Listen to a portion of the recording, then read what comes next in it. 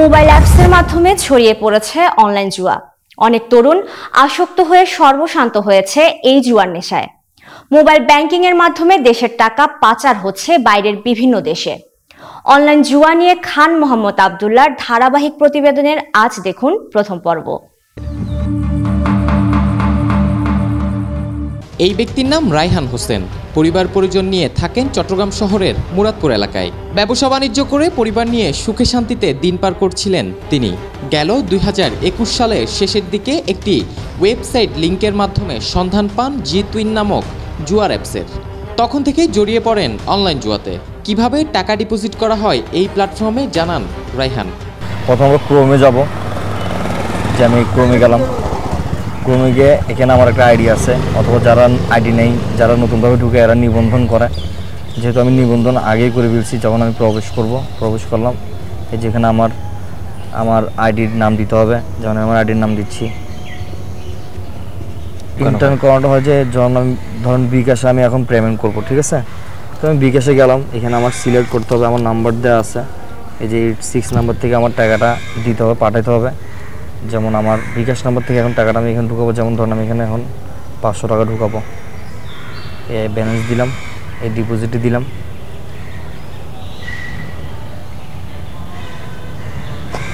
এই যে 20 minute time দিছে, এর ভিতরে টাকাটা এখানে ঢুকতে হবে। ঢুকে তোলে দেখেন ওরা এখানে একটা বিকাশ এজেন্ট নম্বর দিছে, ঠিক আছে? আমি এজেন্ট নম্বরটা কপি করলাম, ঠিক আছে? এই যে আমার নাম্বার। এখন বিকাশ থেকে আমি টাকাটা ওনাকে এখানে পাঠাবো। আমি টাকাটা ডিপোজিট করছি এখানে 500 টাকা। আমার এখানে ব্যালেন্স আসছে 500 টাকা। তো ব্যালেন্স আসছে, তো ব্যালেন্সটা আমি বিকাশ থেকে এখানে টাকাটা ডিপোজিট করছি, ঠিক আছে? তো এখন আমি আপনাদেরকে আসলে কয়েকটা গেম দেখাবো, যেগুলি মেজর গেম, যেগুলোতে মানুষ এখন বেশি আসক্ত হয়ে গেছে, যুব সমাজ। যে স্লটে ঢুকলাম, স্লটে ঢুকে এখানে জেলি আছে, তারপর আপনার যে ডিবি আছে, এখানে সব পিজি আছে, এগুলি সব গেম।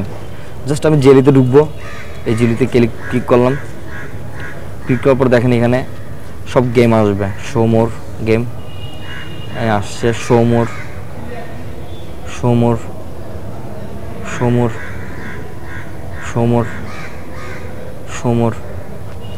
তো এখানে অনেক গেম আছে। প্রতিটি জুয়ার অ্যাপসে খেলা রয়েছে হাজারের বেশি। Casino, slot, crash, Jili, pragmatic play, JDB, PG, daily, joker সহ হরেক রকমের খেলা। রায়হান আমাদের দেখায় কিভাবে এই খেলা তরুণদের কাছে অতি জনপ্রিয় হয়ে ওঠে। এখানে আসলে শিখার মতো কোনো কিছু নেই। এরা আসলে এটা বের করছে, এটা আমাদের জাতিকে ধ্বংসের দিকে নিয়ে যাওয়ার জন্য। আসলে যারাই এটা বের করছে এই গেমগুলো, ওরা আসলে আমাদের ভালো চায় না, ঠিক আছে? এখানে আপনার ক্রেজি টাইম আছে, আপনার 3 পাত্তি আছে, ট্রিপল কার্ড আছে, তারপর আপনার 10 পাতি আছে, মনিপলি আছে, ঠিক আছে? অনেক ধরনের গেম আছে। জাস্ট আমি ক্রেজি টাইম আপনাকে দেখাচ্ছি।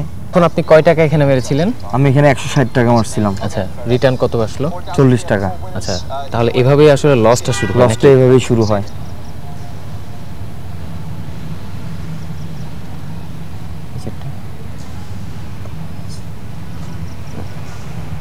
আচ্ছা, এখন আমি এখানে 40 টাকা মারছি, ক্যাশ আউট দিচ্ছে।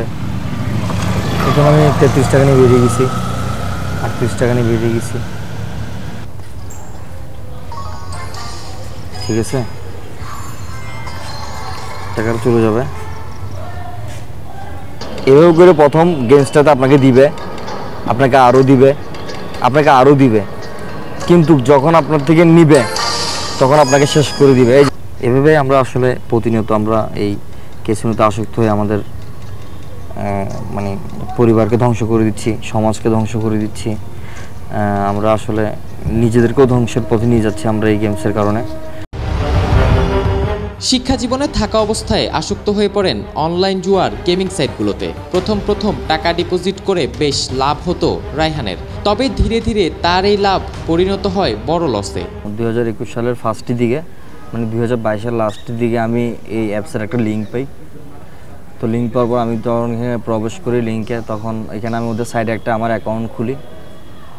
অ্যাকাউন্ট খোলার পরে আমি দেখলাম এখানে ডিপোজিট করতে হবে। এখানে অনেক ধরনের ক্যাসিনো আছে, তারপর লাইভ ক্যাসিনো আছে, তারপর আপনার স্লটস আছে, মানে অনেক ধরনের গেম আছে, প্রায় আপনার 1000 খানেক গেম আছে একটা প্রোগ্রামে।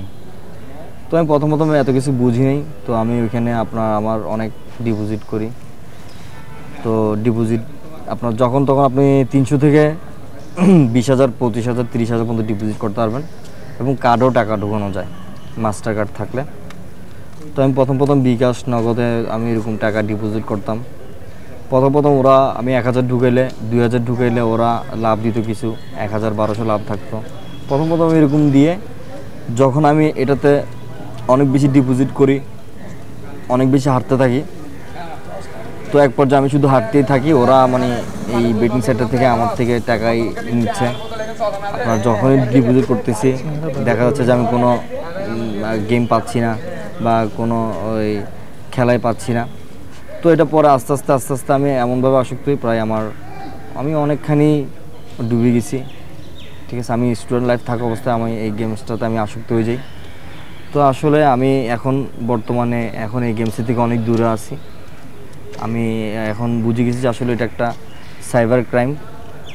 যেমন এখানে আপনার টাকাটা ওরা নিয়ে নিচ্ছে, আমাদের থেকে টাকা নিয়ে নিচ্ছে। তারপর আপনার আবার ডলারও খেলা যায় এখানে। ওরা এটা আসলে ইন্টারন্যাশনালভাবে এটা একটা চক্র, যারা আপনার এই জেটুইন এগুলো আপনার যারা পরিচালনা করছে, এগুলো কিন্তু আপনার বাংলাদেশে কোনো এজেন্ট নেই, এগুলো সব বাইরে, এবং এই পুরো সাইডটাই বাইরে।